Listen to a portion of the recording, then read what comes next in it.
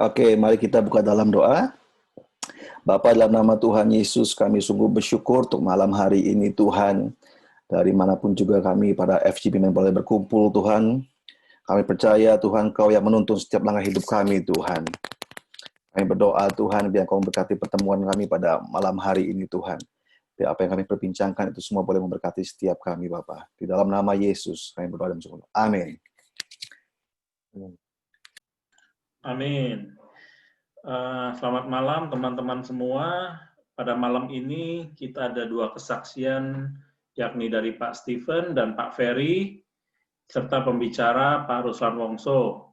Ini dari DKI 1 semua ya, dikeroyok ya. Saya juga ex DKI 1 beberapa bulan yang lalu. Baik, kita mulai dengan testimoni pertama ya dari Pak Stephen. Pak Stephen ini kebetulan adalah pernah jadi field rep saya dulu di Pluit, udah gitu jadi RD saya, udah gitu dia ke Australia, bantu tim di Australia juga di Sydney, tapi dia masih support kita juga Pak waktu itu. Jadi dia kan bolak-balik ya 3 bulan Sydney, Singapura dan Jakarta. Sekarang Pak Stephen dulu ada usaha, sekarang sudah pensiunan jaga cucu. Boleh silakan dimulai Pak Stephen, kalau ada yang kurang boleh ditambahkan, kalau yang ada salah mohon dikoreksi Pak. Terima kasih. Oke. Terima kasih buat waktunya kalau saya diundang untuk memberikan testimoni pada sore hari ini di Indonesia dan malam hari di Sydney.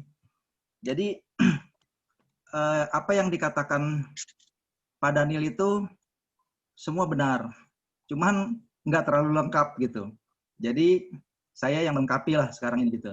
Nah, benar apa yang dikatakan Pak Daniel bahwa saya dulu usaha jasa layanan fotokopi di Warung Buncit.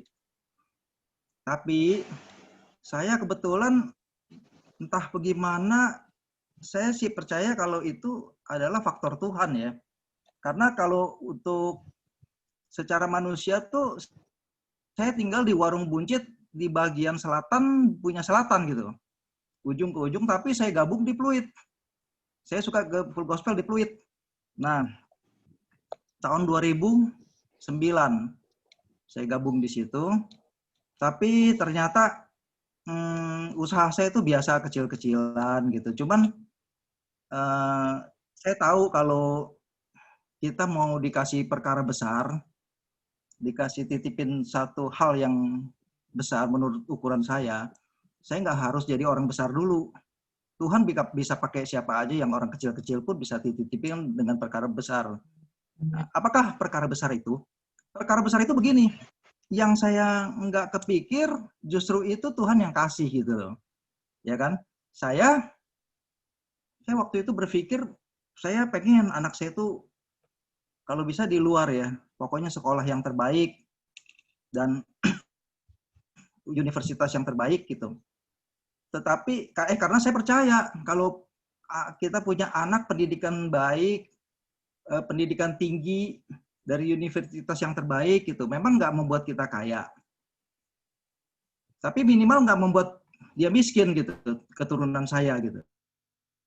Ya nggak mungkin dong lulusan S3, S2 begitu, tapi di universitas yang baik dan di negara yang baik begitu. Masa sampai nganggur, sampai kelaparan begitu. Saya pikir begitu, seperti itu gitu. Ternyata Tuhan juga kasih gitu. Jadi kalau secara keuangan saya juga nggak mungkin gitu biayain anak gitu. Jadi Tuhan tuh baik, Tuhan kasih saya beasiswa.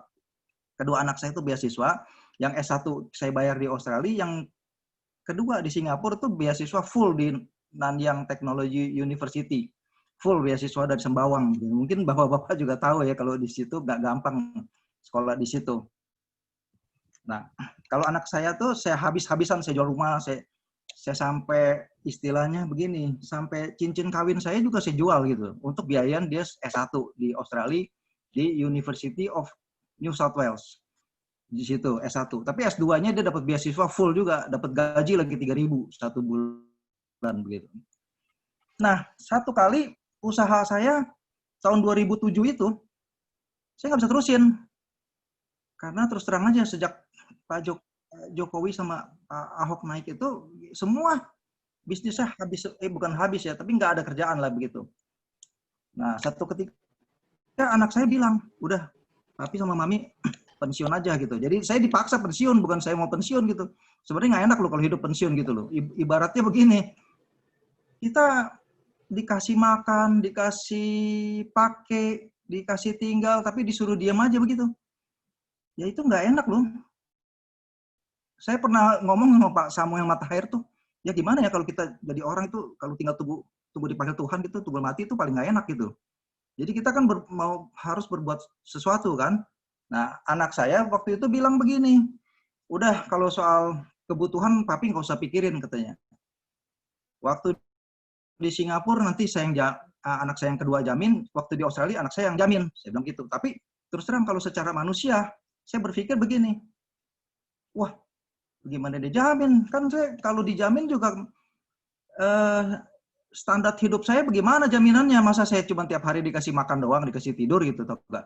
Bagaimana kalau saya mau waktunya saya holiday, waktunya siapa begitu kan? Nah, bagaimana caranya saya pikir ya?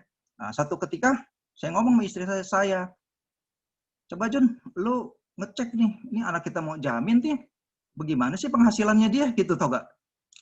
Cuman kan kalau saya tanya langsung kan nggak mungkin dong, kamu mau jamin papi sama mami, berapa jaminannya begitu kan? Ya intinya coba deh bagaimana cari ceknya, ya udahlah kita berdoa aja, coba nanti siapa tahu aja ada keluar suatu angka berapa sih penghasilan anak saya begitu, kedua-duanya gitu. Nah, satu ketika saya tanpa disengaja waktu itu mau urus visa Australia itu kan perlu surat-surat keuangan, ya gak? Perlu surat-surat data-data keuangan saya. Saya pikir begini, kita kalau masukin ke Australia, kalau dengan data keuangan kita takutnya ditolak. Saya bilang, ya udah, begini karena waktu itu proses berjalan, anak saya juga udah jadi citizen di Australia. Saya bilang, ya udah, mendingan gini aja, semua data-data keuangan tuh dari anak saya aja. Istri saya minta sama dia, Mam, ini setuju kan nih kalau kayak begini, daripada kita yang masukin takutnya ditolak kok waktu itu. Oh ya udah katanya kalau gitu. Nah, dia kasihlah data keuangan sama saya. Semua itu saya masukin. Begitu dia kasih, saya juga diam-diam. Berarti kan secara nggak langsung saya intip dulu dong. Berapa sih dia dapatannya gitu atau enggak. Nanti takut dijamin nanti kasihan gitu. Kalau dia sampai standar hidup saya dia dia paksakan kan mengganggu keuangannya dia kan. Dikasihlah data keuangan anak saya sama suaminya. Oh, dihitung-hitung, saya nggak berani sebut angkanya. Ya udah, kalau saya hitung-hitung, waduh, ini kalau saya bolak-balik tiket juga nggak masalah nih, ya kan? Apalagi dia kalau punya anak dia pakai neni gitu, ya kan? Itu jatuhnya lebih mahal saya hitung-hitung kan. Oke lah kalau gitu jadilah, saya bilang. 2017 lah saya pensiun waktu itu. Saya jalan sana sini, saya putar ke kerja saya tuh waktu itu saya numpang di Pak Adam. Jadi waktu di full gospel di Sydney, saya ke Pak Adam gitu. Chapternya waktu itu belum terbentuk ya Pak Adam ya. Kita masih sama-sama Pak Adam ya. Pak Adam tuh yang kritis tuh. Pak Adam yang kerja keras sama Pak Samuel Matahir. Saya cuma ngikut doang waktu itu.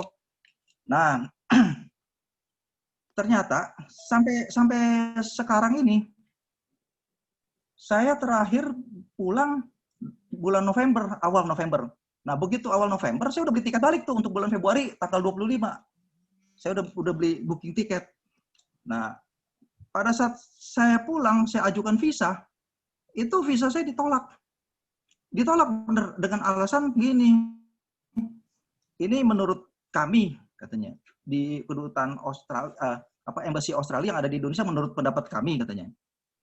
Bapak dan Ibu ini selama 1,5 tahun terakhir ini berada di Australia itu 369 hari. Dia bilang, jadi kami berpendapat Bapak bukan jalan-jalan ke sana, katanya. Bapak mau menetap di sana, katanya. Kecuali Bapak ajukan visa parent gitu, yang boleh yang setahun 2 tahun. Nah, waktu itu saya pikir kalau ajukan parent, PR saya mesti dicabut. Saya lagi ajukan PR tapi mesti dicabut gitu loh. Wah, saya bilang nggak jadi dah kalau begitu. Nah, ada jalan kedua, anaknya Bapak itu ke imigrasi Australia, bilang ajukan keberatan begitu. Itu kan waktu bulan Desember, bulan COVID kan. Jadi kita masih kesana kesini. Anak saya nggak mau, udahlah artinya. Kalau memang ditolak, biarin aja dah katanya. Nanti kalau aku udah hamil anak kedua, baru aku yang fight katanya ke sana katanya ke imigrasi Australia. Saya kecewa waktu itu. Kok nggak bisa balik nih saya bilang nih gini atau enggak? Saya benar-benar kecewa. Baru kali ini saya bilang, saya data lengkap, apa lengkap semua. Dia juga bilang, ini Bapak nggak masalah katanya. Nggak blacklist, nggak apa-apa. Cuman kita juga tahu Bapak sedang ajukan PR katanya. Malah kan dia udah sebutkan kalau keberatan itu juga boleh anak Bapak ke sana katanya. Jadi masih mengharapkan itu.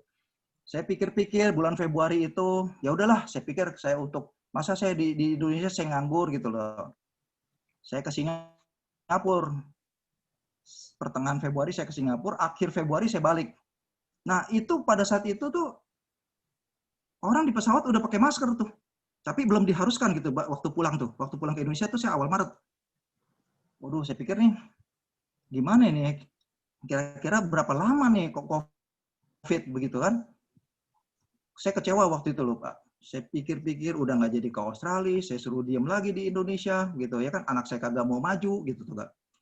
Nah, ternyata saya teringat sama satu kisah waktu saya pernah sekali waktu pagi-pagi banget, pagi-pagi buta, saya waktu mau ke airport, mau ke Australia itu, saya naik taksi, Pak. Naik taksi itu supirnya udah tua banget terus naik taksi Bluebird lah pagi-pagi karena itu kan yang dipercaya tuh, yang bawa saya ke airport. Terus udah tua, saya takut ini orang nih, waduh tua-tua begini, kacamatanya tebal lagi, terus setirnya pelan lagi jalannya gitu tau gak. Saya udah pikir nih, ini nyampe nggak di ke airport nih, sampai nggak di ke airport nih. Saya ajak ngobrol lah supaya dia nggak ngantuk gitu. Kalau jam 4 pagi kan jamnya ngantuk, terus saya takutnya kenapa-napa saya nggak nyampe ke airport. Bapak ini udah lama, saya bilang naik supir taksi begini. Wah udah Pak katanya. Terus, cuman kok Bapak masih mau supir taksi begini? Saya bilang, iya Pak katanya. Ini 1 tahun lagi, dia bilang, dia jawab sama saya gini, ini 1 tahun lagi, ini mobilnya menjadi milik saya. Dia bilang begitu. Di situ saya ngerti deh. Jadi begini loh, orang yang belum kenal Tuhan aja punya pengharapan. Apalagi kita sebagai anak Tuhan gitu, masa nggak ada pengharapan gitu selama hidup kita yang kecewa ini gitu loh. Nah, bulan April saya masih diskusi sama anak ini, kira-kira maksud Tuhan apa nih ya? Disuruh pengharapan, tapi kok nggak ada tanda-tanda untuk Australia dibuka gitu loh. Padahal karena saya setiap hari itu saya tidur, koper yang biasa saya bawa ke sana kemari itu ada di atas lemari saya. Jadi pas saya melek atau saya tidur tuh kelihatan gitu. Sampai saya bilang nih, kapan nih kita bisa bawa koper lagi nih ya, saya bilang begitu. Saya udah kangen juga nih, saya bilang, masa saya diam aja begini. Nah, ternyata selama bulan April sampai saat ini nih, banyak kejadian-kejadian yang memang saya harus di sini gitu. Coba, ternyata waktu bulan April tanggal 25, sebelum itu tuh mertua saya udah datang ke sini nih. Udah datang nginep tempat saya, kos kesehatannya udah terganggu, udah parah deh gitu, umur 84 tahun gitu. Nah, ketika itu saya juga bingung. Aduh, kasihan juga nih. Dia hidupnya udah kayak apa ya gitu ya. Penyakitnya udah banyak lah, penyakit tua begitu. Saya juga aneh. Tiba-tiba 2 minggu itu udah ngomongnya udah ngaco gitu. Nah, pada saat dia balik, dia pulang ke rumahnya dia, yaitu dia tinggal di rumah istri saya punya adik gitu loh. Nah, satu ketika saya mau nengokin tuh saya mau titip sebagai mantu ya, saya mau ada uang kecil lah buat ceritanya buat kasih buat uang jajan mami saya gitu, mertua saya gitu. Sampai di sana ceritanya bukan saya yang kasih dia duit, dia kasih saya, dipanggil istri saya. Jun, ini lu ambil nih katanya nih, ini titipan nih katanya, kalau gua ada duit katanya sekian. Waduh, saya bilang kok jadi lucu nih, saya bilang kok mertua yang kasih saya duit nih, saya bilang katanya. Saya nggak terima, dia nangis, dia kecewa gitu loh. Dia kecewa, ya udah saya ambil aja kan. Saya ambil. Nah, itu juga saya percaya kalau Tuhan kan bisa berkati kita dari siapa aja begitu, ya kan? Ya terima. Terus bulan April 25 dia meninggal. Dia meninggal waktu itu COVID kan, COVID-nya itu lagi COVID. Jadi saya tuh cuman berempat yang urusin mertua saya meninggalnya bukan COVID dia, tapi di apa tuh situasi di rumah sakit itu ngelihatnya ngeri banget gitu. Jadi orang yang urusin jenazah itu pakai APD-nya waduh luar biasa gitu. Saya juga cuma pakai masker doang, saya takut begitu. Nah, kita juga kecewa kok pada saat begini dia meninggal gitu loh. Jadi berempat yang urusin dia dari awal sampai akhir sampai kremasi itu kita yang itu. Cuman berempat gitu. Saya menghibur diri aja deh. Bagi Tuhan kan nggak penting siapa yang nganter kan. Yang penting siapa yang jemput kan. Di sananya gitu loh. Saya pikir gitu, udah selesai bulan April. Terus coba bayangin kalau saya bulan 2 saya berangkat, pasti kan saya 3 bulan kan, bulan 5 kan saya balik kan. Berarti saya udah nggak bisa ngurusin lagi itu mertua kan, nggak mungkin. Bisa-bisa kalau saya berangkat bulan 2, saya nggak bisa balik Indonesia lagi. Saya nggak bisa balik Indonesia. Ada cerita dari teman istri saya itu yang memaksakan diri dari Melbourne dia pulang. Waduh, dia bilang dia tobat deh. Kali itu dia udah nggak bisa balik lagi. Di Sydney-nya di Melbourne-nya nggak masalah dia keluar dia bilang. Tapi ke Indonesianya itu yang setengah mati dia bilang gitu. Itu untuk kejemputnya aja dia habis duit banyak loh, dia bilang di cerita lo. Untuk jemput supaya jangan dikarantina di Wisma Atlet itu keluar duit banyak loh. Tiket ya udah bayar 2 kali begitu ya kan. Mungkin Daniel juga tahu kali ya kalau prosedur saat-saat begini kalau kita keluar negeri begitu. Nah, terus saya lagi pikir begini. Kok ngapain nih sampai saya nyangkut juga di Indonesia nih, sampai kapan saya bisa balik begitu toh, Kak? Nah, saya sih percaya begini. Kalau sesusah-susahnya hidup saya ini, ya, tapi itu lebih enak daripada seenak-enaknya hidup saya itu sebelum saya kenal Tuhan gitu. Ya kan? Jadi sebenarnya kita ini lebih enak. Kalau kita nggak kenal Tuhan, kita lebih parah begitu toh, Kak.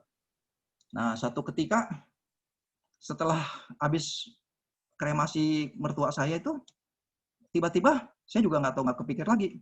Adiknya istri saya, dia ngomong, Jun,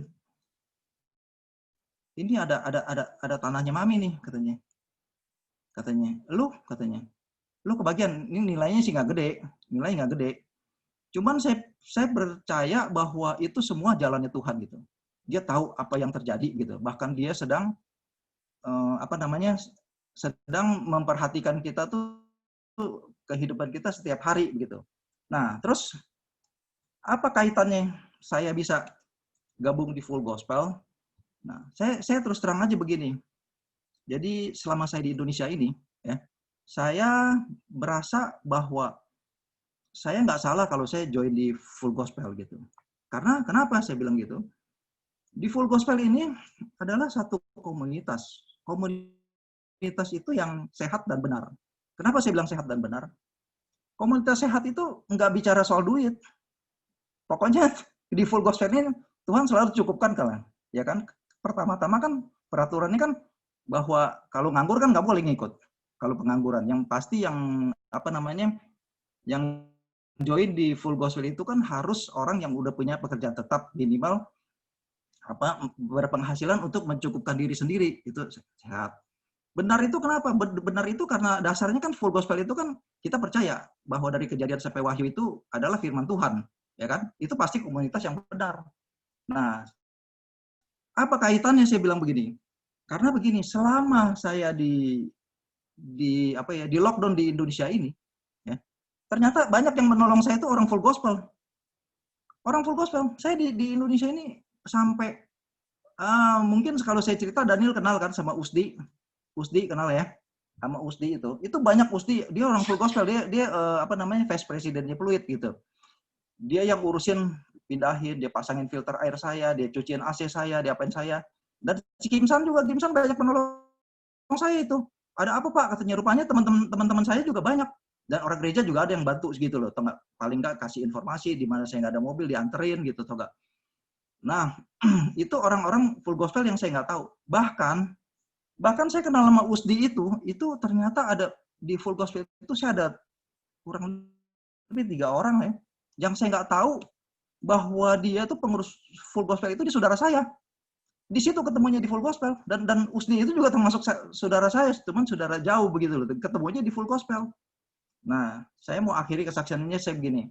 Makanya bapak-bapak kalau bisa jangan tinggalkan satu komunitas di Full Gospel ini. Karena apa? Yang saya rasakan gini, Full Gospel juga kan internasional. Ya mana tahu kalau kita diberkati, kita lagi jalan-jalan ke negara mana gitu. Terus di situ punya saudara. Ya, contohnya saya bisa kenal sama Pak Adam. Saya kenal dia yang di chapter Singapura, ya kan? Itu kita punya teman. Jadi nggak salah kalau kita masih berkomunitas di Full Gospel gitu. Ya, saya pikir hanya itu aja yang bisa saya sampaikan. Terima kasih. Tuhan Yesus memberkati. Amin. Terima kasih Pak Stephen. Kita sekarang lanjut ke pembicara kedua kita, Pak Ferry Gregorius. Beliau adalah RDD Komunikasi dan IT Regional DKI 1. Bidang usahanya di jasa kurir DHL Express Sunter. Beliau juga penggiat UMKM, Go Online, dan Go Export. Silakan waktu dan tempatnya, Pak Ferry. Ya, baik. Selamat sore waktu Indonesia dan selamat malam buat teman-teman yang berada di Australia. Pak Daniel, terima kasih. Pak Adam dan teman-teman yang di Australia, terima kasih. Kalau saya juga diundang untuk kesaksian pada kesempatan hari ini. Izinkan saya menyampaikan salam teman-teman dari chapter Sunter dan regional K1 buat teman-teman yang berada di Australia. Tadi teman-teman saya udah japri. Mereka bilang, wah mungkin nggak bisa bergabung, salam aja deh buat teman-teman gitu loh. Ya, baik, tadi Pak Dade sudah menerangkan tentang kegiatan saya dan latar belakang saya di Full Gospel. Jadi, saya mau cerita tentang bagaimana proses daripada satu perjalanan usaha saya, bisnis saya. Mungkin kalau teman-teman berdoa, banyak yang dijawabnya secara instan. Tapi saya ini termasuk yang ketika berdoa, jawabannya tuh lama banget dijawab. Ya, kenapa seperti itu? Jadi saya mau menceritakan bagaimana prosesnya saya bisa mendapat lisensi, dipercayakan untuk memegang cabang DHL di Sunter. Jadi DHL ini memang perusahaan terbesar ekspedisi kurir di dunia yang memang tidak membuka franchise. Jadi di Indonesia ini ada satu orang yang memegang lisensi di DHL ini di Indonesia, satu-satunya, jadi nggak ada franchise lain. Nah, saya ini sebenarnya sebelumnya bergerak dalam bidang forwarder, jadi memang basicnya pengiriman barang ke luar negeri. Sampai satu hari saya mendapatkan kasus dan saya tidak bisa lagi melanjutkan usaha tersebut. Sampai saya berdoa, Tuhan, tolong dong saya mau berdoa, saya mau memulai usaha baru yang tidak jauh dari masalah pengiriman, tetapi yang secara resmi lah, secara baik-baik begitu loh. Nah, di rumah saya ada kantor DHL yang biasanya dia ada bekerja sama dengan Sevel. Jadi kalau di Jakarta itu dulu waktu Sevel ada, biasanya ada kantor DHL, mereka berkolaborasi gitu loh. Dan ini 4 tahun yang lalu, saya berdoa, Tuhan saya pengen buka dong seperti pengiriman DHL ini gitu loh. Tetapi saya browsing, wah rasanya susah sekali ya untuk membuka ini. Karena tidak semudah membuka seperti pengiriman yang lokal ya, kayak Tiki, JNE, seperti itu. Karena memang mereka tidak membuka franchise seperti itu. Jadi, ya tapi saya berharap kepada Tuhan, saya berdoa, setiap karena dia posisinya berada dekat lampu merah, setiap saya lewat, tiap hari lewatin kantor tersebut. Saya hanya berdoa, Tuhan saya mau buka perwakilan ini. Saya berdoa terus. Dan itu 4 tahun yang lalu. Dan Tuhan menjawabnya, inilah dengan proses ya, ketika doa terus, tapi saya berproses, saya melakukan usaha untuk mewujudkan mimpi tersebut supaya menjadi satu kenyataan. Dan ketika kalau dijawab pada waktu itu mungkin saya belum siap. Dan setelah berdoa begitu lama, akhirnya 4 tahun Jadi 2 tahun yang lalu saya akhirnya mendapatkan lisensi, dan itu pun karena anugerah Tuhan. Karena kan secara manusia saya siapa ya, orang biasa bisa kenal dengan ownernya DHL di Indonesia. Itu karena dibimbing sama Tuhan, bukan secara kebetulan. Saya ditujukan kepada orang yang mengambil keputusan untuk bisa buka perkantoran, buka ke lisensi DHL. Nah, ceritanya hari itu karena memang saya tidak aktif dalam pekerjaan, jadi setiap hari, setiap ada pameran, karena rumah saya dekat Kemayoran itu kan dekat PRJ. Jadi setiap ada pameran, saya pasti datang. Mau pameran ekspor kayak, mau pameran apa, pasti datang gitu loh. Jadi mencari peluang apa yang saya mesti buka diusahakan gitu loh. Tetapi semakin lama, semakin sering ikut pameran, semakin pusing, Mbak. Karena banyak usaha-usaha yang menjanjikan gitu kan ya. Akhirnya udah saya harus kembali lagi ke fokus kepada usaha pengiriman ini gitu loh. Nah, satu hari saya datang ke pameran, saya lihat, karena saya waktu itu kan lagi sedang ngekopi, ada satu stand kopi. Saya datang dan saya duduk, dia kasih sampel. Nah, di sampingnya itu ada banner DHL. Lalu saya bilang, ini apa hubungannya kopi dengan DHL gitu loh. Jadi rupanya DHL pada saat pameran tersebut sedang mempromot, sedang mengenjot ekspor kopi, membantu teman-teman UKM untuk bisa ekspor gitu loh, jadi sponsor gitu loh. Sambil tanya-tanya, ternyata saya dipertemukan oleh master franchise-nya DHL di Indonesia. Dan itu susah sekali kalau kita mau secara langsung mau ketemu melalui sekretaris atau segala macam, nggak akan tembus gitu loh. Tapi Tuhan bimbing saya, Tuhan bawa saya ke tempat orang yang mempunyai keputusan, pemilik DHL di Indonesia, hanya gara-gara ngopi gitu loh, Pak.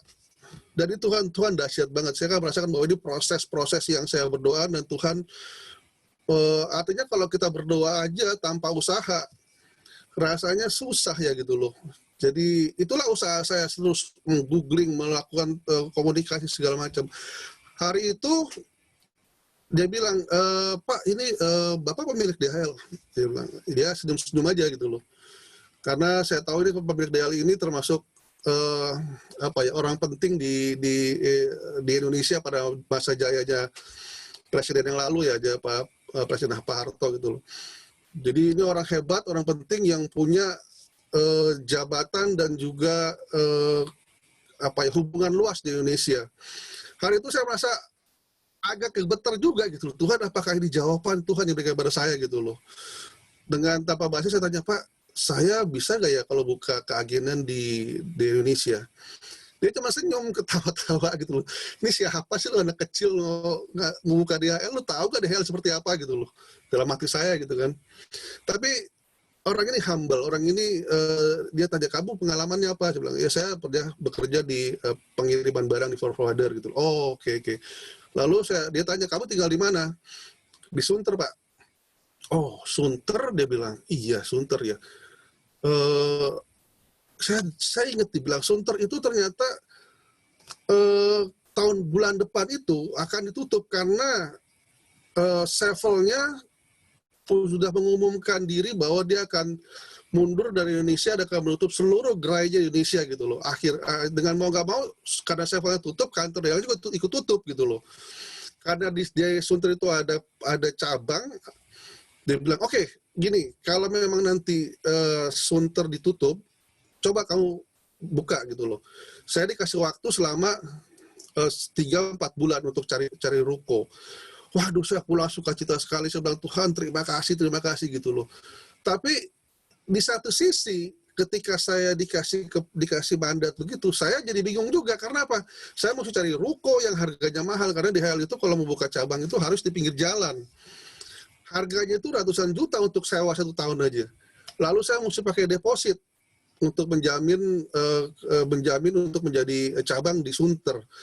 Dan itu masalah sendiri buat saya, karena pada saat itu terus terang secara finansial agak susah, karena saya selama 2 tahun kan setelah memutuskan kerja ya jadi pengacara lah, bukan pengacara ESA, tapi pengangguran banyak acara gitu loh. Ya, pamer sini, pamer sana. Tapi saya berdoa, dan saya juga komunikasi dengan teman-teman di Full Gospel, dengan teman-teman di regional juga ada. Nah, mereka doakan saya. Inilah kekuatan dari Full Gospel ketika teman-teman mendoakan satu sama lain, Volvo Ministry, ya. Dan akhirnya saya minta negosiasi kepada untuk jaminan. Dia bilang, oke, yang penting kamu dapat ruko dulu. Nah, ini juga lucu. Waktu saya cari ruko itu susah sekali karena satu harganya mahal, kedua tempatnya juga strategis. Tuhan bimbing saya ketemu di satu tempat fotokopi ya. Tadi kalau Pak Stephen tempat fotokopi itu mungkin kenal dengan fotokopi Sinar Garuda, itu terkenal banget gitu loh. Dia udah berjalan 1 tahun, tapi kurang berjalan di daerah Sunter karena perkembangan zaman sekarang ini orang untuk fotokopi agak susah. Saya cuma fotokopi, saya lihat ya mungkin bisa ya. Saya cuma ngobrol-ngobrol, Pak ini gimana perkembangannya, menurun Pak. Dia bilang mungkin tahun depan akan ditutup lah gitu, berapa bulan lagi akan ditutup karena memang kurang bagus perkembangannya. Oh langsung saya bilang, oke, saya bisa kenal dengan pemiliknya gitu loh. Oh, akhirnya dikasih nomor telepon dan saya hubungin. Dan ternyata pemiliknya ini juga bukannya pemilik ruko, tetapi dia juga kontrak, masih 1 tahun.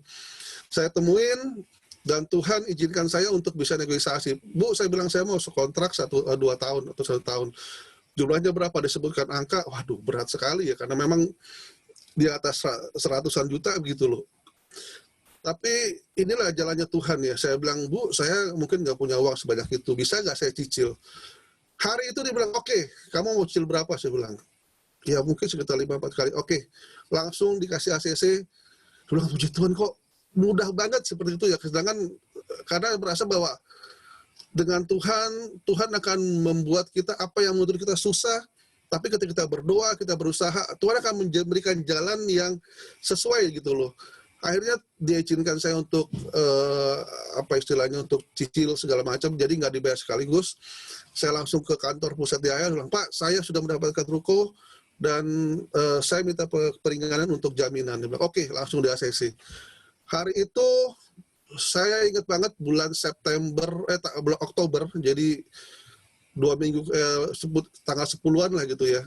Itu pertama kali saya membuka DHL dan saya di ACC untuk membuka DHL. Dan saya ingat banget kalau Pak Ruslan, kalau ingat Pak Ruslan orang yang pertama kali 1 minggu setelah saya buka kantor, Pak Ruslan datang ke kantor saya bersama-sama mendoakan kantor saya. Waduh, saya sampai nangis pada saat itu. Karena apa? Inilah Full Gospel ya. Volvo Ministry saling mendoakan, saling menguatkan, saling memberikan kekuatan satu sama lain gitu loh. Ya, ketika kita berhasil, ketika kita udah bisa menjalankan usaha, kita akan tetap menjadi kuat di Full Gospel dan kita akan bisa menolong teman-teman yang lain gitu loh. Nah, di kesempatan ini mungkin saya minta waktu sebentar, ada mungkin pesan-pesan yang mau saya sampaikan ketika saya sudah berada di posisi di DHL. Ini pengiriman luar negeri. Dan saya mendapat mandat dari pusat, dari teman-teman di kantor pusat, dan juga sekarang ini saya sedang penggiat membina beberapa UKM-UKM di Indonesia yang mereka menggantungkan pengiriman barang-barangnya tersebut untuk bisa dikirim ke luar negeri melalui DHL gitu loh. Karena kalau dikirim pakai DHL kan agak mahal nih. Ya memang harganya itu di atas rata-rata, tapi terjamin dan sampai gitu loh. Jadi saya berusaha tuh bagaimana supaya teman-teman yang ada di Indonesia ini, yang barang-barang UKM-nya ini bisa sampai ke seluruh negara di dunia, terutama di Australia. Karena selama pandemi ini, statistik pengiriman barang yang terbesar adalah selain ke Singapura adalah ke Australia. Karena mengingat barang Indonesia di Australia itu banyak sekali diaspora-diasporanya gitu loh. Jadi barang-barang yang istilahnya untuk personal effect, konsumsi seperti obat-obatan, minum segala itu banyak sekali dikirim ke Australia gitu loh. Nah, beberapa bulan kemarin kita sudah meeting dengan Kementerian Perdagangan, Departemen Ekspor ya, jadi pembinaan ekspor, bagaimana supaya kita bisa membina UKM ini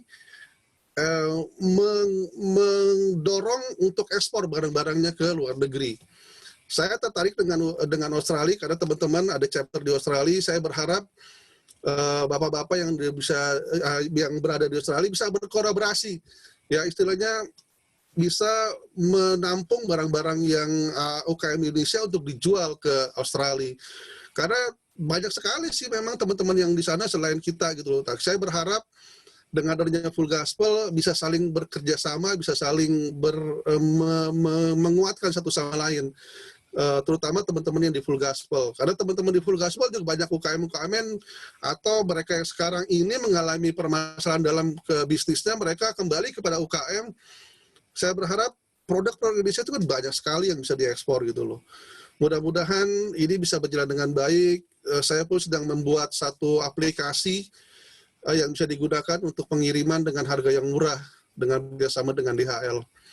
Itu aja sih menurut kesaksian saya. Saya berharap saya dapat menguatkan teman-teman, tetap berdoa, tetap semangat, tetap jaga kesehatan, saling social distancing, dan selalu dalam lindungan Tuhan. Terima kasih, Tuhan Yesus memberkati. Puji Tuhan, luar biasa Pak Ferry, terima kasih. Kita akan ada ini ya Pak ya, worship song yang kedua ya Pak Halim ya? Ya, siap Pak Daniel. Boleh, silakan Pak Halim. Oke, ini selama masa pandemi ini saya sama istri coba untuk bikin video singkat. Nah, ini saya akan share video saya dengan istri. Ada ya satu yang, ya oke. Bisa Pak?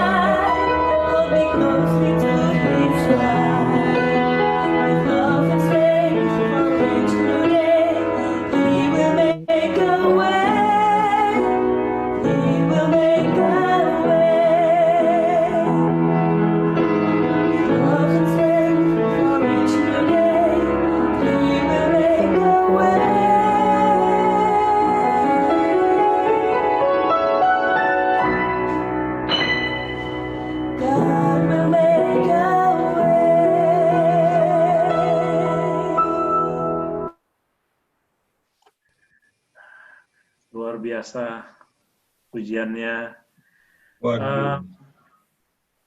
Pak Jimmy boleh bantu sebentar ya. Mungkin untuk speaker berikutnya, ini adalah Pak Ruslan Wongso. Beliau adalah National Voice Director. Mungkin Pak Vincent boleh bantu untuk introduction, Pak Vincent. Terima kasih. Terima kasih. Oke, thank you Daniel.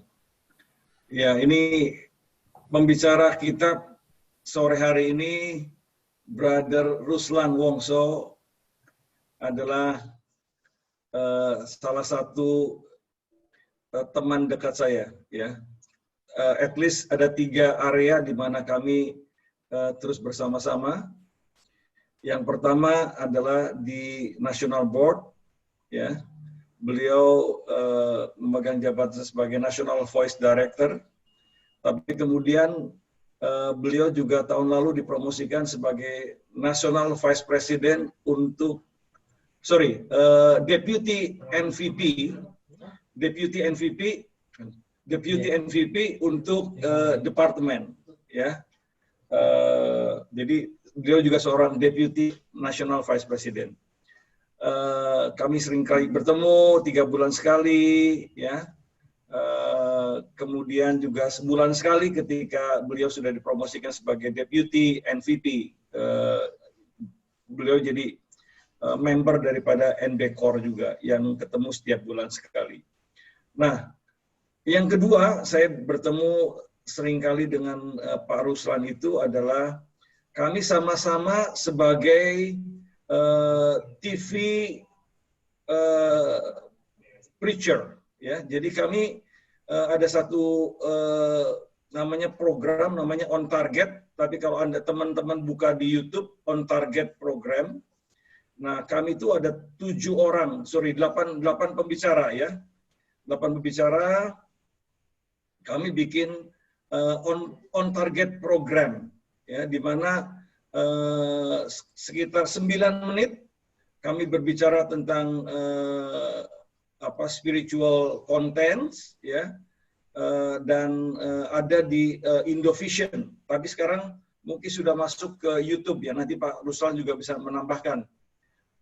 Jadi kami rekamannya tuh bareng-bareng, ya. Jadi sebulan sekali, 2 bulan sekali. Tapi setelah post-COVID ini agak jarang kita rekaman, ya. Karena keterbatasan ketemu, mesti social distancing, pakai masker dan sebagainya. Nah itu kami terhubung cukup erat di program On Target, ya, di mana 8 pembicara ini berbicara di Indovision Television, yaitu televisi berbayar di Indonesia miliknya Pak Haritanu, ya. Dan yang ketiga, kami juga cukup erat karena kami sama-sama menempuh S3 kami di STT Bethel Indonesia, ya, jurusan konsentrasi misi. Jadi Pak Ruslan juga seorang doktor di bidang misi sama seperti saya. Jadi inilah 3 hal ini kami cukup dekat, ya, baik itu di National Board, di NB Core, ya, sebagai pembicara On Target. Dan kami sama-sama sekolah di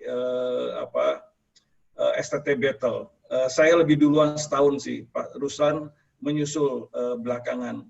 Tapi sama-sama kita alma mater. Jadi saya rasa cukup, ya, perkenalannya. Jadi he's a real FGB man and also a real man of God, gitu ya, hamba Tuhan, gitu ya. Mari kita dengarkan bagaimana beliau punya hati misi juga, terus juga mungkin panggilan beliau setelah tidak lagi di National Board, mungkin ada panggilan khusus sebagai seorang gembala, karena Tuhan sudah giving him vision, kayak Demos dapat visi, Tuhan sudah bicara tentang visi kepada Pak Ruslan.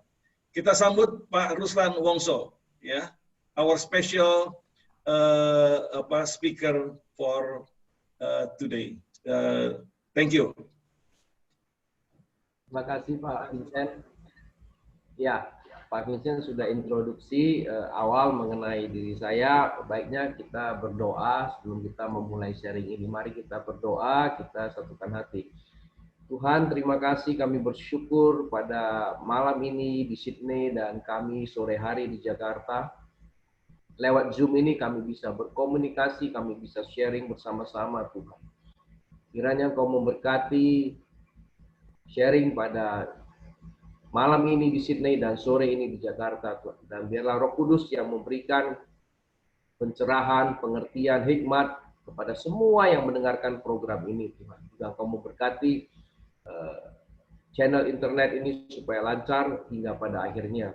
Kami percaya Kau memberkati semua member daripada FGBFFI di seluruh Australia, Tuhan. Di dalam nama Tuhan Yesus kami berdoa dan ucap syukur. Haleluya. Mari percaya sama-sama katakan amin. Amin. Oke, suara saya oke ya, cukup jelas ya. Ya, terima kasih. Tentu saya berterima kasih kepada Tuhan dan kemudian kepada teman-teman yang ada di Australia yang sudah bersedia mengundang saya untuk berbicara. Dan tentunya saya tahu itu referensi dari Pak Vincent. Ya, saya dihubungi oleh Pak Adam beberapa minggu lalu ya untuk menanyakan kesediaan waktu, setelah itu tema, dan lainnya. Saya harus berdoa, bergumul untuk tema yang akan saya sampaikan. Dan temanya mungkin sudah bisa lihat di di share di WA, ya, melayani dengan tulus. Tadi kesaksiannya luar biasa, Pak Stephen, Pak Ferry itu sudah memberikan kesaksian yang luar biasa. Saya tahu kedua saudara saya yang di Full Gospel ini memang benar-benar melayani Tuhan. Oleh sebab itu kita tahu pelayanan adalah suatu anugerah dari Tuhan. Di samping itu juga pelayanan adalah suatu kepercayaan yang diberikan oleh Tuhan kepada kita semua. Dan arti pelayanan itu sebenarnya sangat luas sekali. Sehingga pelayanan itu bukan hanya berbicara pelayanan di gereja, bukan hanya berbicara pelayanan di persekutuan, tapi tentu siapa saja bisa melakukan pelayanan. Baik itu orang percaya, baik itu bukan orang percaya, bisa saja melakukan pelayanan. Saya bisa memberikan contoh yang sederhana saja untuk orang percaya. Mungkin semua dari kita pasti kenal Mother Teresa. Saya kira tidak ada yang tidak kenal di sini mengenai Mother Teresa. Mother Teresa ada orang percaya. Nah, dia mendedikasikan hidupnya untuk sebuah pelayanan di India selama 47 tahun. Bukan sebentar, 47 tahun. Dan dia meninggal di usia yang ke-87. Sehingga boleh dikatakan separuh lebih dari hidupnya dia pelayanan di India. Nah, apa yang dia lakukan, Mother Teresa ini? Dia melakukan pelayanan kepada siapa? Kepada orang miskin, kepada orang sakit, kepada orang sekarat, kepada orang yatim piatu. Nah, dengan berkembangnya pelayanan daripada Mother Teresa ini merambah ke lebih luas lagi. Kepada siapa lagi? Kepada penderita-penderita HIV. Nah, ini penderita ini dulu sangat ditakuti oleh semua orang dan tidak ada banyak orang yang mau masuk di pelayanan tersebut. Karena dia masuk di situ di lepra, juga penyakit lepra, di mana itu penyakit yang juga bisa menular. Di penyakit TBC juga dia pelayanan di sana untuk menolong orang-orang yang kena TBC. Nah, inilah gambaran singkat dari Mother Teresa. Dia adalah orang yang percaya. Bagaimana dengan orang yang tidak percaya? Mungkin kita bertanya-tanya. Mungkin teman-teman yang mendengar program ini pernah mendengar ada satu wanita yang tinggalnya di Pakistan dekat perbatasan dengan Afghanistan, yang tentu wilayah-wilayah tersebut adalah wilayah-wilayah yang sangat berbahaya dengan konflik. Nah, wanita ini adalah seorang pejuang hak kaum perempuan supaya apa? Supaya mendapatkan sekolah. Nah, dia lahir di tahun 1997. Jadi kalau sekarang usianya juga masih relatif cukup muda, dan dia berusaha memperjuangkan hak-hak kaum wanita untuk bisa bersekolah, karena di tempat dia tinggal itu wanita tidak diizinkan oleh kelompok di sana untuk bersekolah, karena yang berkuasa itu adalah Taliban di sana waktu itu. Dan singkat cerita dia terus berjuang untuk mendapatkan hak itu, dan pada tanggal 9 Oktober 2012 dia ditembak. Jadi wanita ini, Malala ini ditembak di leher sampai tembus ke kepala. Nah, bayangkan di satu pedesaan yang jauh ditembak beberapa kali dan harusnya sudah meninggal. Tapi ternyata apa yang dia lakukan, apa yang dia perjuangkan itu juga memberikan satu hasil yang baik buat dirinya. Walaupun ditembak, dia sempat dibawa ke kota untuk diobati di rumah sakit untuk dioperasi, dan akhirnya wanita ini diterbangkan ke Inggris untuk mendapat perawatan yang lebih maksimal lagi. Dan singkat cerita, Malala ini hidup, dan dia terus berjuang untuk hak-hak kaum wanita untuk mendapatkan sekolah, dan dunia mengundang dia, di mana PBB di Majelis Kaum Muda itu mengundang dia untuk bisa berbicara. Dan dia berpidato di usianya yang ke-16. Jadi waktu dia ditembak itu usianya 15 tahun. Jadi di usia yang 15 tahun itu sudah berjuang untuk kaum perempuan. Nah, usia 16 tahun dia diizinkan untuk berpidato di kaum muda di PBB di Amerika Serikat. Nah, ini luar biasa sekali. Dan 1 tahun kemudian, di usia dia yang ke-17, dia mendapat hadiah Nobel. Dan apa yang saya sampaikan ini adalah Ibu Teresa juga mendapatkan hadiah Nobel. Jadi 2 orang ini yang saya sampaikan tadi juga mendapatkan hadiah Nobel. Nah, itu kita berbicara mengenai pelayanan. Nah, tentu bentuk pelayanan juga banyak sekali teman-teman yang mendengarkan di sini. Ada pelayanan dalam negara, ya, ada kepala negara, ada presiden, wakil presiden, dan seluruh jajarannya. Itu adalah pelayanan untuk negara. Ada juga untuk kelompok-kelompok, ada juga untuk partai, ada juga untuk keluarga. Nah, seperti istri saya ini untuk melayani anak-anak kita, ya, membimbing anak-anak kita, ya, sampai dari kecil sampai besar untuk bisa sekolah. Tadi Pak Stephen bersaksi luar biasa sekali, anak-anaknya sungguh mengasihi orang tuanya, ya.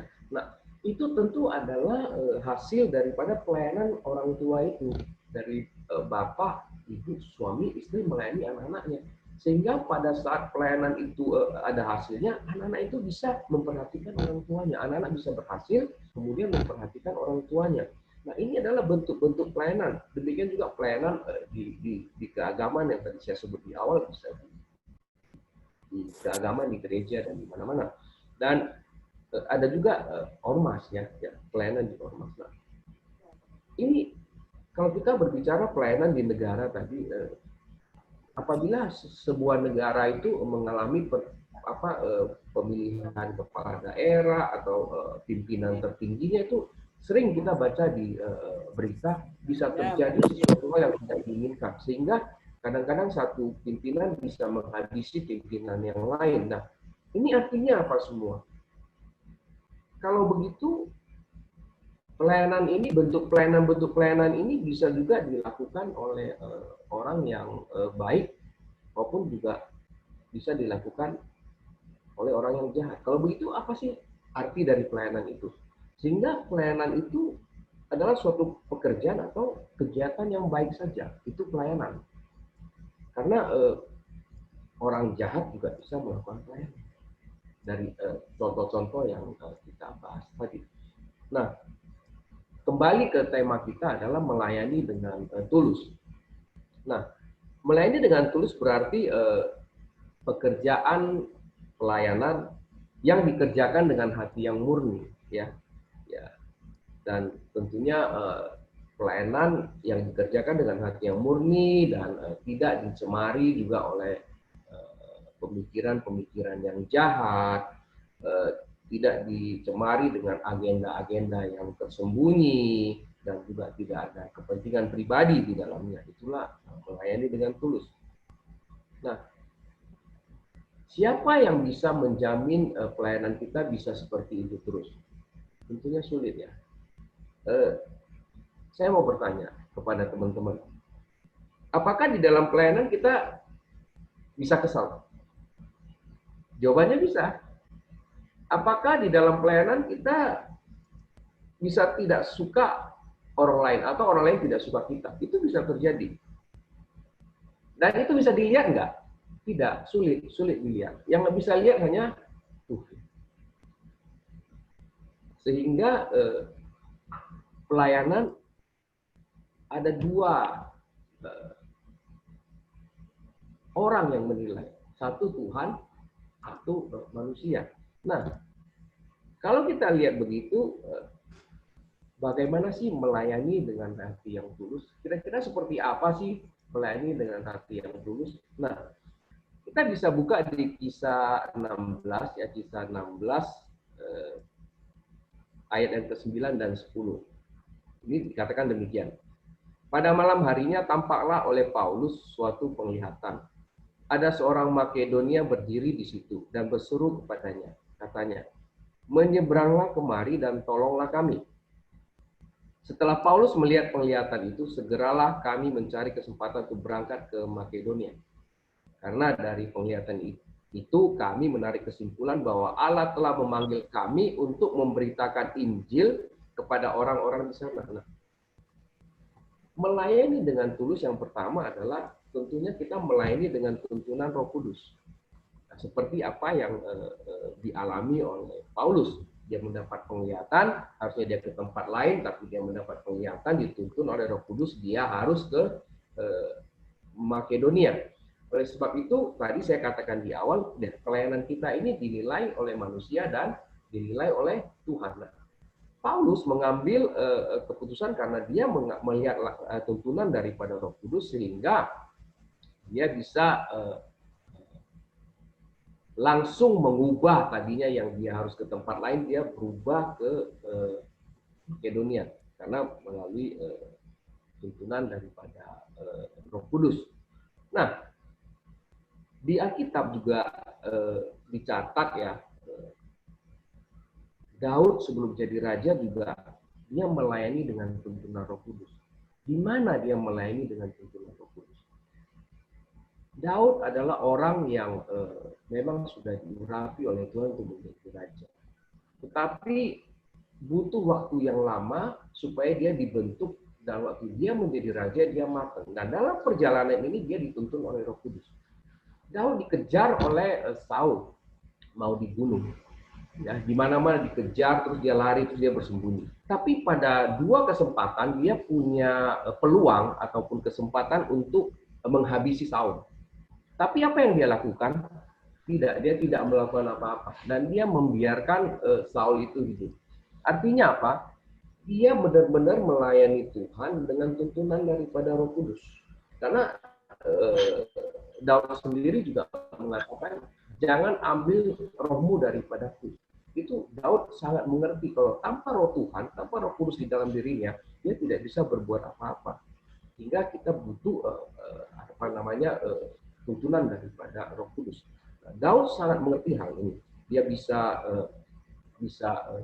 mengerti dan tidak melakukan hal-hal yang tidak Tuhan inginkan karena waktunya belum tiba untuk menjadi raja. Dia tidak mengambil satu cara dengan cara dia untuk menjadi raja. Bisa saja dia menghabisi Saul, dia langsung jadi raja, tapi dia tidak mau. Dia tahu ada waktunya Tuhan untuk membuat dia menjadi raja. Nah, ini dia melayani dengan tuntunan Roh Kudus. Nah, di Alkitab juga ada seorang raja yang lain setelah Daud, setelah Salomo, kemudian setelah Yerobeam dan seterusnya, ada yang namanya Hizkia. Hizkia sebelum dia dikena sakit penyakit yang divonis mati oleh Tuhan, kemudian dia diizinkan untuk hidup lagi, diperpanjang 15 tahun. Sepanjang pelayanannya, dia juga sangat dekat dengan Tuhan. dan dituntun oleh Roh Kudus. Nah, itu Raja Hizkia. Tetapi nanti kita lihat step by step ke bawahnya, kita bisa tahu siapa Hizkia. Nah, mengenai melayani Tuhan dengan tuntunan Roh Kudus, saya punya pengalaman juga. Jadi di tahun 2016 itu pada saat pergantian pimpinan ke Pak Bernard kepada Pak Ardian, itu saya mendapat sebuah mimpi. Mimpi itu saya lagi presentasi di satu ruangan kantor, ruangan rapat, dan saya tidak tahu itu di mana. Dan satu hari saya diajak sahabat saya namanya Pak Yusak Purnomo ke kantor nasional. Saya tahu kantor nasional ada di Cempaka Mas, tapi saya nggak pernah ke sana. Dan singkat cerita ya kami ke sana, saya naik ke atas di lantai 4 di ruangan rapat, saya kaget. Loh, ini yang saya mimpi, saya lagi presentasi di sini. Ya, terus saya pikir ada apa ya, apa maksud Tuhan? Dan singkat cerita, ya dalam pergumulan saya juga berdoa, minta tuntunan dari Roh Kudus. Ternyata ada satu hal yang Tuhan taruh. Ya, saya nanti kamu akan di National Board. Nah, di National Board, di mana? Saya tanya Tuhan lagi, supaya saya jelas. Dan setelah saya doa, ya apa yang kamu kerjakan di WES 4? Kalau di WES 4 saya ngerjain voice di departemen voice di WES 4 waktu itu di regional. Nah, singkat cerita, saya udah ngerti, saya akan Tuhan taruh di departemen voice. Nah, itu saya nggak pernah berpikir lagi, tapi Tuhan uji juga apakah kita konsisten dengan tuntunan itu. Saya juga di approach untuk bisa bantu di regional di regional DKI 1, khususnya karena kan Pak Yusa adalah calon artinya dan saya juga sangat dekat dengan beliau. Tapi saya berbicara kepada Pak Yusa, saya bilang saya nggak berani jawab karena saya harus tunggu dari Tuhan. Karena saya mendapat mimpi, saya bicara di situ, saya bilang berarti saya ada di National Board di National Board, tapi di mana? Dan di departemen di voice. Nah, singkat cerita,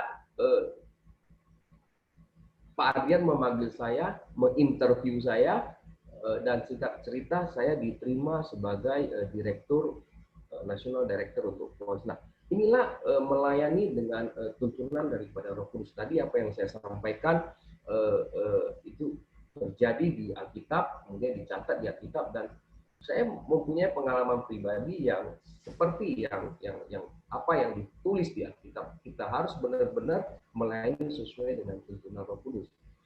Itulah kalau kita bisa melayani dengan tulus. Nah, yang kedua kita baca di 2 Tawarik 32 ayat 31. Demikianlah juga ketika utusan Raja Babel datang kepadanya untuk menanyakan tentang tanda ajaib yang telah terjadi di negeri. Ketika itu Allah meninggalkan dia untuk mencobainya, supaya diketahui segala isi hatinya. Nah, yang kedua adalah menggunakan momentum yang diberikan oleh Tuhan. Bagaimana kita bisa melayani dengan tulus? Yang pertama tadi kita sudah bahas melayani dengan tuntunan Roh Kudus. Kedua, menggunakan momentum yang diberikan oleh Tuhan. Nah, tadi ayat yang kita baca tadi di 2 Tawarik 32 ayat 31 berbicara mengenai Raja Hizkia. Tuhan memberikan mukjizat kepada Raja Hizkia, dia sakit daripada sembuh daripada sakitnya. Kemudian ada satu raja yang mendengar kabar ini, yaitu raja dari Babel. Setelah mendengar kabar Raja Hizkia ini kok bisa sakit yang harusnya mati, kok bisa hidup. Nah, akhirnya dia datang ke Yerusalem dari Babel itu ketemu dengan Hizkia. Pada saat ketemu dengan Hizkia, Raja Hizkia tidak menggunakan momentum itu untuk apa? Memuliakan nama Tuhan, menyatakan kebesaran Tuhan. Padahal Raja Babel itu datang karena Hizkia ini yang didengarnya harusnya mati tapi hidup. Nah, dia tidak bersaksi, mengambil momentum yang Tuhan berikan kepada Raja Babel supaya dia percaya kepada Tuhan. Dia malah hanya apa? Menunjukkan kejayaan dia. Apa yang ada di kerajaannya, berapa pasukannya, berapa emasnya, semua ditunjukkan, perbenarannya ditunjukkan kepada Raja Babel. Dan itulah dia tidak menggunakan momentum yang diberikan oleh Tuhan. Dan akhirnya apa? Tuhan mengutus Nabi Yesaya untuk berbicara kepada Raja Hizkia. Waktu itu Nabi Yesaya bertanya kepada Hizkia, apa yang kamu lakukan kepada Raja Babel? Lalu dia bercerita, dia menunjukkan segala-segalanya yang sudah saya jelaskan tadi.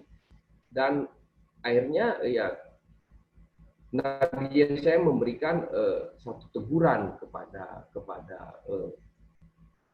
Raja Hizkia karena dia tidak memuliakan nama Tuhan. Tapi apa jawabannya Raja Hizkia? Ini kita bisa baca di 2 Raja-Raja 20 ayat 19. Di situ nanti 12 sampai 21 bisa baca sendiri, tapi ayat 19-nya begini. Hizkia menjawab kepada Yesaya waktu ditegur oleh seorang nabi. Nah, berbeda dengan Daud. Daud waktu ditegur oleh Nabi Nathan dalam kasus Uria yang dia bunuh karena istrinya diambil, itu langsung bertobat. Tapi Hizkia ini berbeda. Nah, dia menjawab Nabi Yesaya begini. Sungguh baik firman Tuhan yang engkau ucapkan itu. Tetapi pikirlah, asal ada damai dan keamanan seumur hidupmu. Waktu ditegur oleh Nabi Yesaya mengatakan, nanti seluruh kemegahan yang kau tunjukkan kepada Raja Babel itu akan diangkut ke Babel. Artinya apa? Negeri ini akan dijajah oleh Babel. Dan dia berkata apa? Asal ada damai dan keamanan seumur hidup. Jadi maksudnya kalau terjadi bukan di zaman saya nggak apa-apa, zaman orang lain nggak apa-apa. Nah, itulah sangat-sangat mengecewakan Tuhan. Sangat mengecewakan Tuhan. Artinya dia tidak menggunakan momentum yang diberikan oleh Tuhan untuk menyatakan kebesaran Tuhan sehingga dia bisa ditolong lagi oleh Tuhan untuk hal-hal yang lain. Kemudian kita bisa melihat ada satu raja lagi yang tidak menggunakan momentum yang diberikan oleh Tuhan, yaitu Raja Uzia. Di 2 Tawarik 26 ayat 16. Dikatakan begini, setelah ia menjadi kuat, ia menjadi tinggi hati. Sehingga ia melakukan hal yang merusak. Ia berubah setia kepada Tuhan Allahnya dan memasuki bait Tuhan dengan membakar ukupan di atas mezbah pembakaran ukupan. Raja Uzia yang sudah berhasil ini menjadi sombong. Padahal itu masuk ke dalam baik Tuhan itu adalah urusannya imam-imam. Tapi dia merasa dia raja, dia menjadi sombong, dia menjadi kuat, dia menjadi sombong, dan dia melakukan apa yang dia mau. Jadi tidak menggunakan momentum yang diberikan oleh Tuhan sebagai seorang raja yang sudah berhasil itu untuk mendeklarasikan kehebatan Tuhan, kemuliaan Tuhan. Ini hal yang kita bisa lihat di dalam pelayanan. Jadi yang pertama kita harus mendapat tuntunan daripada Roh Kudus melayani dengan tuntunan. Kemudian kedua kita menggunakan momentum yang diberikan oleh Tuhan. Saya kira kita semua ini kalau ditanya mau nggak terima jabatan di FGP MFS, nggak ada yang mau, nggak ada yang mau, capek kan. Tapi itulah momentum yang diberikan oleh Tuhan kepada kita untuk melayani. Ya, momentum yang diberikan kepada Tuhan kepada kita untuk. Tadi Pak Stephen sudah katakan, ya sudahlah, jangan jauh-jauh lah. Kita mesti punya komunitas, mesti ada pelayanan, itu benar yang Pak Stephen katakan. Karena itulah yang Tuhan berikan kepada kita, momentum pelayanan. Kalau ditanya nggak ada yang mau. Tapi gini, Tuhan itu menunjuk kita pun, menunjuk teman-teman semua yang ada di Sydney maupun ada di Jakarta ya, dimanapun, di Cirebon, di mana-mana, di seluruh Indonesia, itu pasti melalui orang. Benar nggak teman-teman? Pasti melalui orang, mulai teman-teman kita. Nggak mungkin Tuhan bilang tiba-tiba, Ruslan kamu jadi ini. Nggak juga, nggak bisa. Tetap melalui orang. Sehingga kita harus tahu momentum itu yang diberikan oleh Tuhan itu bisa lewat siapa. Nah itu juga penting buat kita. Lewat siapa? Tentu lewat teman-teman pelayanan kita. Tadi Pak Stephen sudah sampaikan. Pak Ferry juga sampaikan ya. Lewat doa teman-teman itu sangat penting. Apalagi di DKI 1 itu ada doa. Setiap Jumat itu ada doa. Jadi setiap member yang punya masalah itu tinggal ditulis doanya, itu didoakan tiap minggu di doa hari Jumat itu di DKI 1. Semua member DKI 1. punya permasalahan apapun. Nah, mungkin ini bisa ditiru di Sydney. Jadi setiap minggu itu ada khusus doa, baik chapter. Di chapter-chapter juga boleh. Jangan malu-malu, ada masalah apa, dikasih tahu, didoakan. Jadi sehingga kita bisa nanti menggunakan momentum yang diberikan oleh Tuhan buat kita. Ini buat. Yang ketiga, yang terakhir. Bagaimana kita bisa melayani dengan tulus. Yang ketiga adalah di Lukas 17 ayat 10 katakan begini. Demikian juga kamu apabila kamu telah melakukan segala sesuatu yang ditugaskan kepada kamu. Hendaklah kamu berkata, kami adalah hamba-hamba yang tidak berguna. Kami hanya melakukan apa yang kami harus. Yang ketiga adalah miliki hati hamba. Jadi minimal 3 poin kita bisa pelajari. Yang pertama kita harus melayani dengan Roh Kudus, kita menggunakan momentum yang Tuhan berikan, dan yang ketiga adalah kita miliki hati hamba. Nah, Rasul Paulus berkata di 1 Korintus 9 ayat 27, supaya jangan saya sudah memberitakan Injil, bahkan saya yang ditolak. Nah, inilah yang kita harus perhatikan. Kita harus benar-benar memiliki hati hamba. Tadi kita membahas ada Raja Daud. Kenapa Raja Daud seperti itu? Karena Raja Daud itu memiliki hati hamba. Walaupun dia seorang raja, ya, tapi dia sangat hormat kepada imam. Dan dia tahu, ya raja benar adalah raja di segala raja, yaitu Tuhan Yesus. Dan dia sangat memiliki hati hamba. Karena Raja Daud adalah seorang raja yang mengerti Roh Kudus, yang menggunakan momentum yang Tuhan berikan, kemudian dia memiliki hati ini, benar-benar dia melayani dengan tulus. Bagaimana dia memiliki hati sebagai hamba? Pada saat dia menjadi raja, dipindahkan dari dia pertama jadi raja untuk satu suku Yahudi Hebron, kemudian dia jadi raja di Yerusalem. Yang lakukan apa? Dia ingin tabur itu ke Yerusalem. Itu pertama kali. Artinya apa? Dia hamba, dia tahu itu yang harus pindahkan ke Yerusalem. Nah, ini luar biasa. Itu adalah tabur karena dan dia merubah satu kebiasaan di mana ada pujian 24 jam untuk di tempat yang untuk tabur tersebut. Walaupun dalam bentuk tenda saja. Inilah Raja memiliki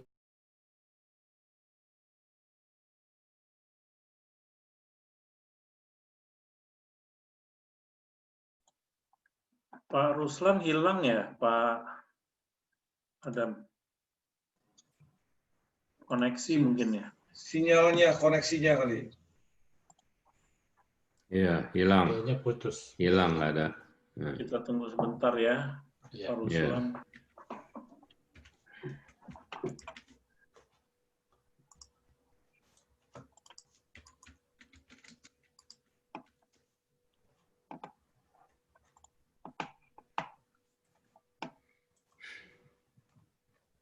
Sorry. Terganggu ya, tadi terputus ya? Halo? Ya, keputus Pak. Silakan dilanjut Pak. Ya, sorry. Internetnya terganggu sebentar. Oke, nah minimal kita sudah mempelajari 3 poin bagaimana kita bisa melayani dengan tulus, yaitu yang pertama melayani dengan berguna Roh Kudus, kedua kita menggunakan momentum yang Tuhan berikan, kemudian yang ketiga kita memiliki hati hamba. Nah, sebagai penutup, mungkin teman-teman bertanya, bagaimana ya kalau saya belum tulus melayani? Bagaimana ya? Ya misalnya saya udah ditunjuk sebagai ini, saya sering ngeles sebagai alasan gitu.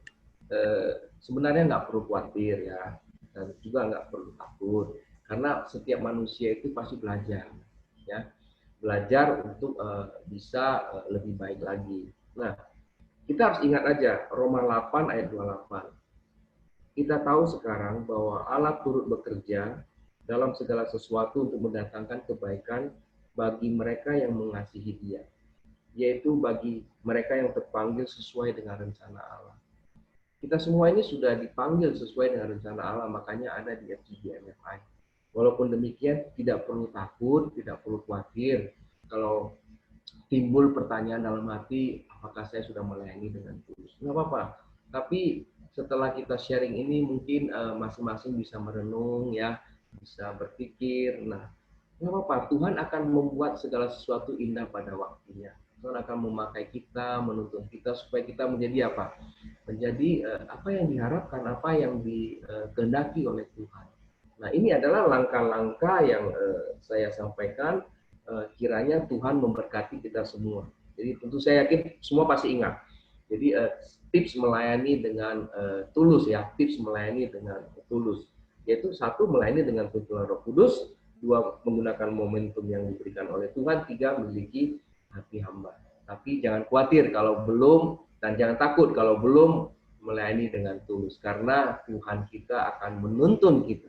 Ya, ingat, menuntun kita. Ada Roma 8 ayat 28. Tuhan Yesus memberkati kita semua. Saya kira semua diberkati, ya. Amin.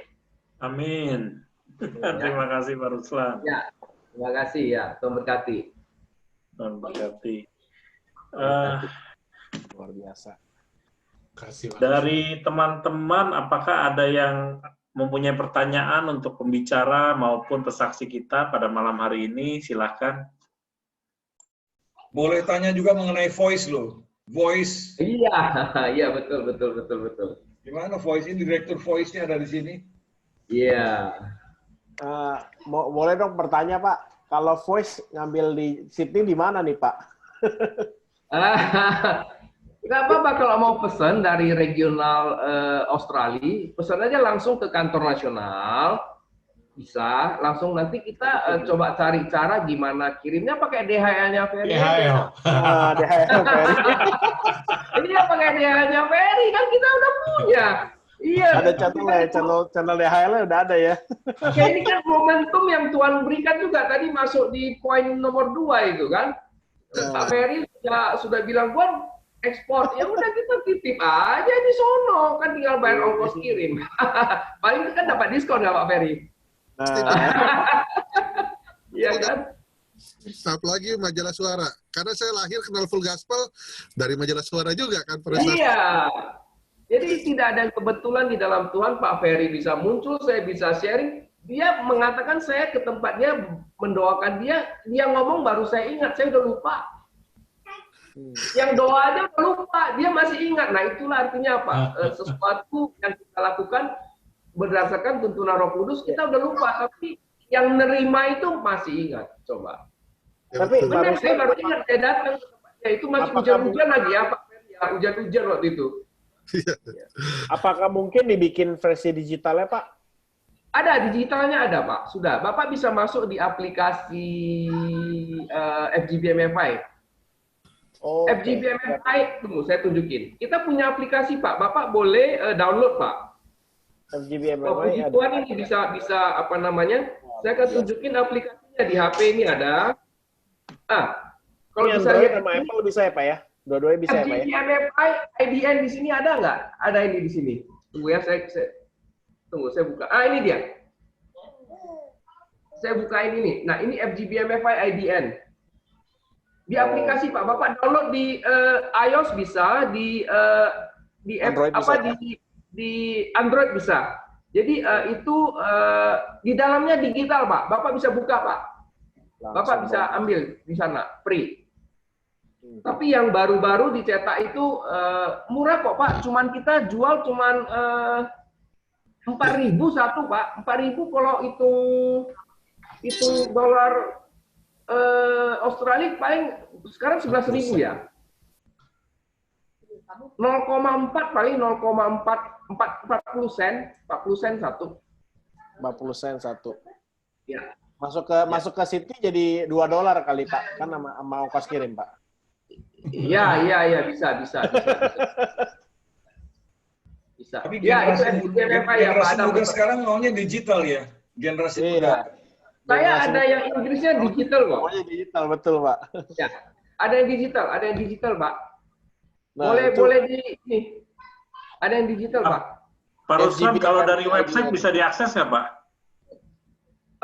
Sementara ini semuanya dimasukkan ke aplikasi. Oke. Website kita nggak masukin di aplikasi, Pak, supaya kita bisa harap, karena ini anak muda kan suka aplikasi nih semuanya. Iya, Trennya iya. ke aplikasi. Website Pak, kalau sudah jadul. baca korannya kalau udah nggak mau pernah saya. dilihat di aplikasi harus daftar member dulu nggak, Pak? Nah, itu pertanyaan. Nomor HP, Pak, masukin aja. Ada Nomor HP ya, registration. daftar pakai nomor HP ya, Pak? Oh. Ya. Nomor Kalau HP. nomor Tapi kalau- nomor HP Australia bisa, Pak? Bisa, Nggak bisa, Pak? Bisa. Nomor HP doang. Oh,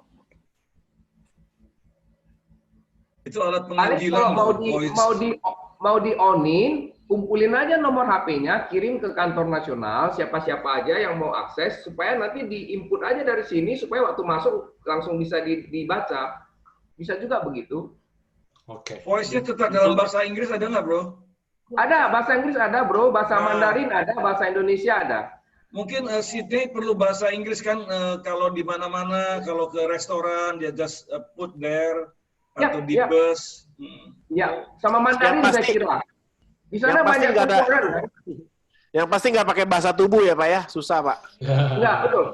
Saya kira perlu 3 bahasa di Sydney, Inggris, Mandarin, sama Indonesia. Karena banyak orang Cungpo di situ, banyak orang Indonesia di situ, juga bule kan ada. 3.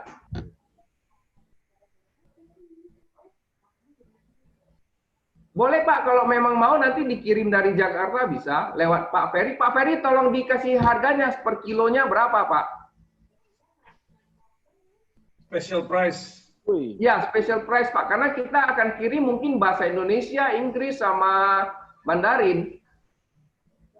Biasa kita ada yang bawa ke sini. Jadi kalau waktu sebelum COVID sih ada yang bawa. Iya, Pak Stefan. Kayak- Pak Stefan kalau Pak terbang Stefan. itu boleh titip Pak itu, Stefan Pak. dulu kurir, nggak pernah bawa. Iya. Biasa diberikan kepada Pak Samuel Matair. Terus sudah gitu Betul. dibagi-bagikan kepada kami semua. Betul. Ya. Yang application yang itu yang Android, itu ada nanya KTP, Pak. KTP-nya Iya, KTP. saya KTP-nya nggak nggak. punya KTP. Katanya SIM. SIM Australia nggak dikenal nih kayaknya. Cobain aja, Mungkin Pak, mesti bisa. login pakai Facebook kali. Iya, bisa login pakai Facebook. Login ya. pakai Facebook. Oke, Ya, no bisa. problem. Nanti saya coba. Ya, Terima coba, kasih. Pak. Jadi itu yang digital bisa diambil di situ. Di situ juga banyak buku-buku yang bisa diakses, bisa diambil untuk dibaca. Banyak buku-buku dari demos kayak The Vision Intensified gitu. Nah, itu ada di dalam semuanya. Oke, thank you, Pak. Adam, apa kalau misalnya kuotanya terpenuhi bisa cari langganan percetakan di Sydney, Pak? Saya kira cetak di sana itu lebih mahal loh. Jauh lebih mahal. Jauh lebih Jauh mahal. lebih mahal ya, Pak, ya? mahal. Nah, kertasnya aja lebih dari 40 sen. Nah, Tenang, Pak, bisa sama saya nanti cetak. mahal. Karena kita cetak ini pun minimumnya itu 30.000 buku, nggak boleh di bawah. Di bawah harga lebih mahal. 30.000 loh. Kita cetak untuk seluruh Indonesia itu 30.000. Saya Di ada bawah pertanyaan, Pak. 30.000 harga berubah. Ada pertanyaan, Pak Ruslan. Ini Ya. minta tip, bagaimana caranya membagi majalah voice yang efektif Oke. sama orang yang kita nggak kenal. Itu tipnya gimana, Pak? Oke, saya gini. Saya pernah waktu itu bersama dengan Pak Ayung, waktu dia pelayanan ke Jakarta, saya bawa dia ke satu rumah makan untuk makan. Pak Ayung itu adalah direktur teaching training, saya direktur voice. Dan di mana-mana kami pergi, di mobil saya juga ada majalah voice, dia juga kantongin majalah voice. Tapi pas waktu itu dia kantongin udah di dalam celananya satu. Kami duduk berdua lagi mau makan, terus di samping meja kami itu ada orang baru. Saya tidak kenal, Pak Ayung tidak kenal. Pak Ayung ngomong begini sambil senyum sapa, Pak, saya baru pertama kali makan di sini. Memang benar karena saya yang bawa kan. Tapi saya dengar makanan sini enak loh. Buka pembicaraan, ya kan? Akhirnya dia sambut. Oh iya Pak, benar Pak. Saya sini memang enak. Saya udah beberapa kali ya. Kan nyambung itu, nyambung. Karena dia sudah beberapa kali, Pak Ayung baru pertama kali. Pak Ayung langsung nggak basa-basi karena supaya nyambung, terus dikeluarin majalah Voice. Pak, saya ada majalah buat Bapak. Bapak boleh baca, ini majalah bagus Pak. Saya udah baca. Langsung dikasih. Habis itu selesai, kita makan. Nah, itu cara bagi yang efektif.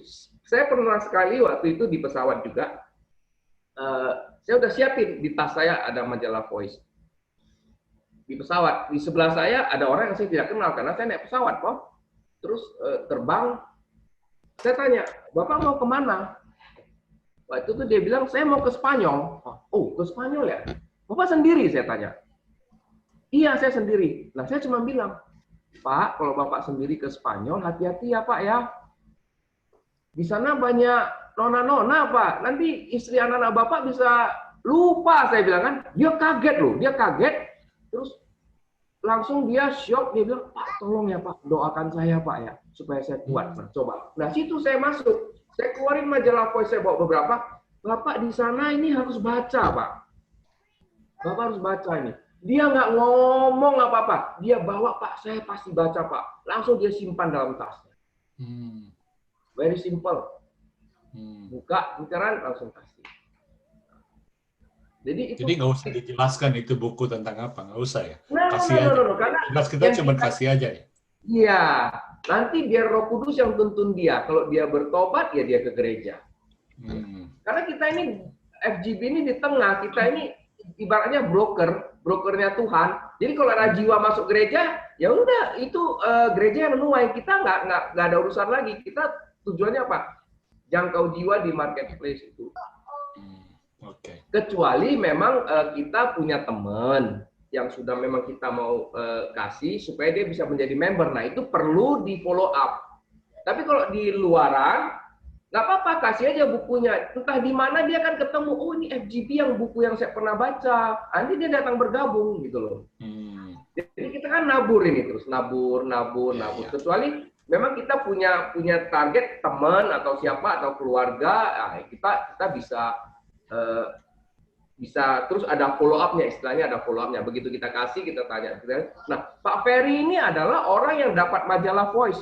Dia kerja di bank, Pak Ferry ini. Dia dapat majalah Voice dikirimin orang tanpa dia tahu siapa pengirimnya, coba. Akhirnya dia baca. Oh, ini majalah bagus sekali. Ini prianya hebat sekali. Saya mau kenal ini. Apa FGB ini di mana? Dia telepon.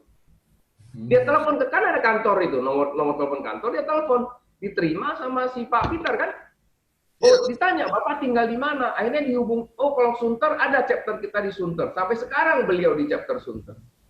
Udah puluhan tahun. Itu dari buku, dari majalah Voice yang dia terima, yang dia tidak tahu siapa yang kasih, coba. Dikirim ke dia. Ditarget. Jadi itu saya salah satu sama orang yang kirimin pakai pos, Pak. Sampai sekarang saya nggak tahu siapa yang kirimin. Nggak tahu siapa, coba. Lucu, setelah saya gabung dengan Full Gospel, majalah itu nggak dikirim lagi karena dia tahu bahwa saya sudah bergabung gitu loh. Nah, coba. Nah, itu ditarget memang dijadiin sasaran untuk supaya dia bisa jadi member. Nah, itu cara-caranya. Cara-caranya. Nah, saya yakin akan cepat berkembang di Sydney karena kan banyak juga orang Indonesia yang tinggal di situ. Iya kan? Banyak orang Indonesia yang tinggal di situ. Ya, misalnya minimal satu orang aja bisa dapat satu. Misalnya chapternya 7 orang tuh. Satu orang dia bisa dapat satu. Besok udah jadi 14 tuh chapternya orangnya. Sebentar aja. Iya. Memang nggak mudah, tapi coba tes aja. Satu orang aja, nggak usah banyak. Satu orang aja. Ya, masih Pak. Ya. Ada lagi?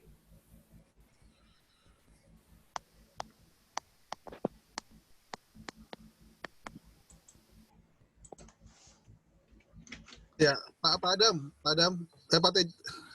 Pak. Iya, iya. Ya, mungkin kalau saya boleh sedikit pesan ya, karena mungkin ini berhubungan dengan rencana kita nanti, ini luar full gospel sih ya. Ya mudah-mudahan bisa kumpul di Australia. Kita akan mengadakan Zoom meeting dengan atasi perdagangan Australia. Jadi ya semacam kedutaan Australia di Indonesia, kedutaan Indonesia di Australia. Jadi dagangan gitu loh. Nah, mengenai waktunya mungkin saya belum pastikan kapan, tapi nanti kita akan mengundang teman-teman khususnya diaspora yang berada di Australia untuk bisa mengembangkan bisnis, Pak. Jadi ya mudah-mudahan dengan ini bisa saling kenal gitu loh, Pak. Boleh Pak. Kasih tahu infonya, Pak. Ya, jadi kalau pas kita ngundang melalui Volgasnya, penyelenggara itu nanti dari Regional DKI 1, Pak, jadi ya kita berharap sih dengan ini kita semakin berkembang lah di Australia gitu loh melalui usaha-usaha UKM ini, Pak. Iya, coba Pak. Betul. Mungkin Pak saya bisa mudah-mudahan bisa coba Yummy Noodle dari Pak Bona ini. Boleh. Pernah dengar tapi nggak tahu gimana ngirimnya. Kita bisa pakai ekspedisi ya. Nah, ini mau pakai DHL. Tapi mahal ya Pak. Iya benar-benar. Nanti kita lagi cari nanti untuk yang lewat laut. Jadi kumpulin barang-barang teman-teman yang jadi dalam satu kontainer itu barang-barangnya dikumpulin semua, Pak. Jadi nggak sendiri berangkatnya gitu loh. Ya. Nah, Oke. Kalau mau beli bisa kontak saya kalau mau beli. Tapi kalau kirim spesial ke sana kan mahal ongkosnya. Iya betul. Bisa. Padahal satu dus saja cuma 300.000 nggak nyampe. Iya betul. Kalau jutaan sayang satu dus nggak berangkat. Worth it ya. Mesti dikumpulin, Pak. Mesti dikumpulin nanti. Nah, yang jadi masalah lah di Australia itu siapa yang nanti yang mengkoordinir gitu loh. Karena kan di kedutaan itu sudah ada dibentuk kayak semacam UMKM yang menampung produksi-produksi. Nah, cuman kita berharap dari Full Gospel juga ada yang bisa bergerak sendiri dari swastanya gitu loh, Pak. Oke, Pak. Nanti kasih connect sama kita sebarkan ke chapter kita, Pak. Iya. Ya. Bisa saling memberkati lah. Ya, terima kasih, Pak.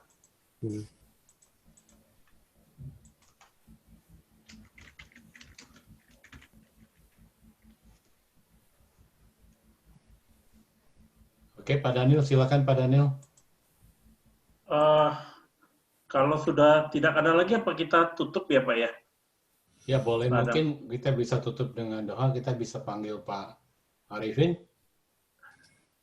Silakan Pak Arifin, mohon tutup dalam doa. Ya. Halo Pak Arifin, apa kabar?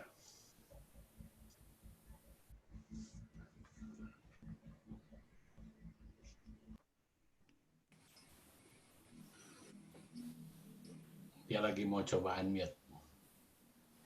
Oke, kita tutup dalam doa. Ya, terima kasih. Kita tutup dalam doa acara Full Gospel malam hari ini. Bapak, terima kasih untuk malam hari ini. Kami mengucap syukur Tuhan. Kami mau akhiri acara Full Gospel malam hari ini. Kamu memberkati setiap yang hadir malam hari ini. Kamu berkati saudara kami yang sudah bersaksi.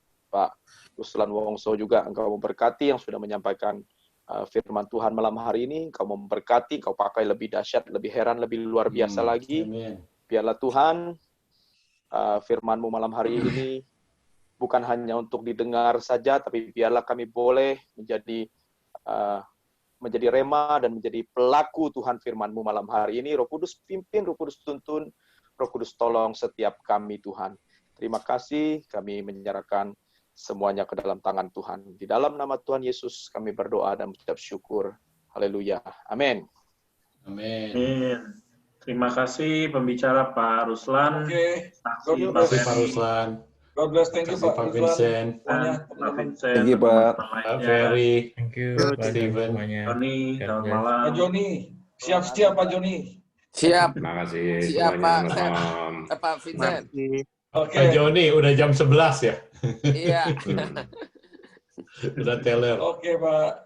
Oke, thank you semuanya. Hari Jumat, tolong Oke, Oke. Thank you Pak Adam juga. Oke, thank you ya. Oke, good night everyone. Good night. Thank you Pak Daniel.